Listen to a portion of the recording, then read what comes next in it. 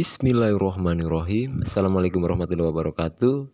Teman-teman Kicomania semua dimanapun berada, apa kabarnya teman-teman? Semoga kita semua selalu diberi kebaikan, kesehatan, kemurahan rezeki tentunya, dan dipermudah segala urusannya ya teman-teman ya. Amin amin ya robbal alamin. Kembali lagi dengan aku di Joki Kicau, channel kecil yang membahas tentang seputaran burung murai batu, khususnya di perlombaan ya teman-teman ya. Sedikit pengalaman akan aku bagian, aku harap menjadi guna dan manfaat untuk kita semua. Oke, langsung saja lanjut ke tema yang akan aku bahas ya teman-teman ya. Tema kali ini bertemakan tentang pencarian murai batu prospek untuk kelompaan ya teman-teman ya. Murai batu prospek untuk kelompaan, mungkin bagi atau untuk para pemain yang sudah jam terbangnya di atas rata-rata, bukan pemula lagi, sudah tidak asing lagi dengan pemilihan murai batu prospek dilihat dari katurangan ya teman-teman ya. Tetapi beda dengan pemilihan atau pengalaman saya teman-teman ya, bukan cuma di katurangan, perlu digarisbawahi ya teman-teman ya. Kalau pemilihan menurut versi saya itu bukan cuma dilihat dari katurangan memilih murai batu yang prospek. Benar, tidak salah ketika teman-teman memilih murai batu yang bermata blow, diartikan atau diistilahkan oleh Dekarang ketika melihat lawan otomatis di situ ya teman-teman ya, itu tidak salah. Terus lagi paruh, memilih paruh yang celah otomatis banyak dikejar para Kicomania. Otomatis teman-teman sudah pada paham dia memiliki memiliki vokal yang kristal juga renyah jika dia mengeluarkan isian atau materi ya teman-teman ya. Terus lanjut postur serta kaki serta ekor, mungkin teman-teman Kicomania sudah pada paham tentang katurangan seperti itu untuk memilih murai batu yang prospek ya teman-teman ya. Tetapi beda dengan pembahasan di saya kali ini ya teman-teman ya. Kali ini aku akan memberikan berdasarkan pengalaman pemilihan murai batu prospek untuk perlombaan, perlu dikasih bukan untuk rumahan ini ya teman-teman ya. Untuk perlombaan, kalau saya mata, paruh, postur, kaki, ekor itu tidak salah, tetapi ada yang lebih signifikan lagi ya teman-teman ya. Yang pertama, mencari pemilihan murai batu prospek, ciri-ciri yang pertama adalah mental ya teman-teman ya. Dia memiliki mental dasar atau mental bawaan lahir, itu adalah ciri yang pertama ya teman-teman ya.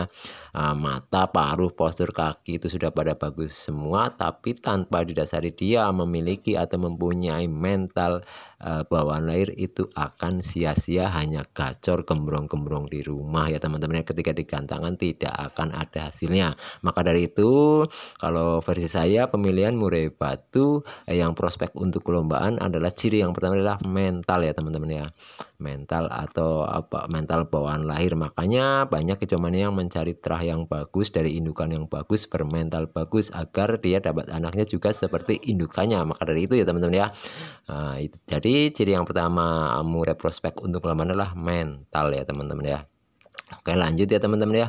Untuk yang kedua, ciri yang kedua adalah burung yang memiliki respon tinggi atau respon cepat ya teman-teman ya. Karena ketika kita memiliki burung yang mempunyai respon cepat atau respon tinggi, kita tidak perlu capek-capek untuk melatihnya ya teman-teman ya, mendidik dia agar mempunyai atau memiliki respon yang kuat ya teman-teman ya. Itu yang ciri yang kedua. Jadi yang pertama adalah dia mempunyai dasar mental yang bagus, yang kedua adalah mempunyai juga respon yang bagus juga. Jadi yang pertama adalah mental, yang kedua adalah respon tinggi. Itu ciri-ciri yang kedua. Untuk ciri yang ketiga teman-teman ya, carilah murai batu yang tidak kuat dijemur lama ya teman-teman ya. Tidak kuat dijemur lama dalam artian di sini dia adalah sudah memiliki suhu tubuh yang panas ya teman-teman ya. Dia sudah tidak memiliki suhu tubuh yang panas, otomatis kita gampang dirawatannya, gampang pula di settingan lombaannya ya teman-teman ya.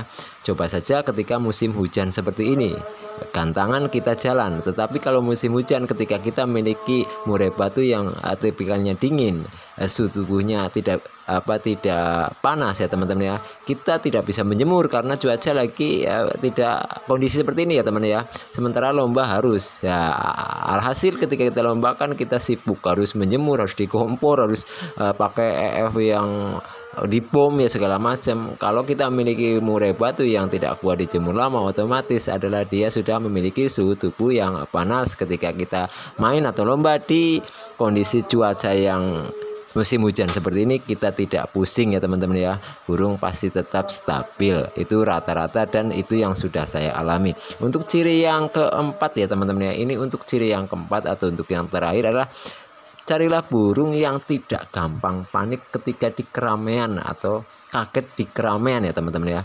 Alhasil kalau kita memiliki murai batu yang berciri-ciri sudah bagus di katurangan, tetapi memang dia sifat atau wataknya gampang panik, gampang kaget, alhasil percuma dia cuma gacor di rumah, gembrong-gembrong di rumah, nembak-nembak di rumah. Tapi ketika kita bawa ke tempat keramaian, apalagi di tempat lomba, gantangan, banyak lalu lalang teman-teman kita ya, banyak teman-teman kecomannya semua ya, berhadapan dengan joki-joki yang berteriak meneriakin burung-burung mereka ya teman-teman ya. Alhasil kalau burungnya gampang panik adalah dia akan bengong, matung, dan bahkan stres ya teman-teman ya. Sering kita jumpai seperti itu kan teman-teman ya, banyak sering kita jumpai di setiap lomba juga sering kita temui seperti itu.